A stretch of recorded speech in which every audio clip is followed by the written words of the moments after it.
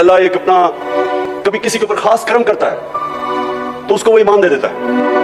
अल्लाह का जो सबसे बड़ा तोहफा मैं अपने बेटों को भी बताता हूँ कि अगर किसी जो सबसे बड़ी नेमत अल्लाह किसी को दे सकता है वो है ईमान की। अगर ईमान इंसान को दे देता है, मेरी नजर में, फिर से मैं एक स्कॉलर नहीं अपनी हैसियत से बात कर रहा हूँ, वो इंसान को आजाद कर देता है। जो ईमान है वो सच्चा ईमान है ही वो जो एक इंसान को आजाद कर देता है। क्योंकि वही जब आप ला इलाहा इल्लल्लाह आपके दिल में जब अल्लाह ईमान डाल देता है उसका मतलब भी कुछ और हो जाता है। बनिस्बत के आप हम दुनिया में मैंने बड़े मुसलमान देखे कलमा भी पढ़ते हैं लेकिन वो उनको आजाद नहीं करता। कुरान की एक मैंने आयत पढ़ी थी कि ईमान वाला आदमी ईमान वाले आदमी को पहचान लेगा। वो कैसे पहचानेगा?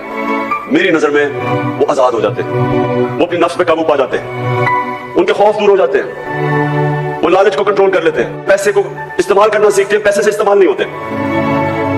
सबसे बड़ी बात कि वो सिवाय अल्लाह के किसी के सामने नहीं झुकते।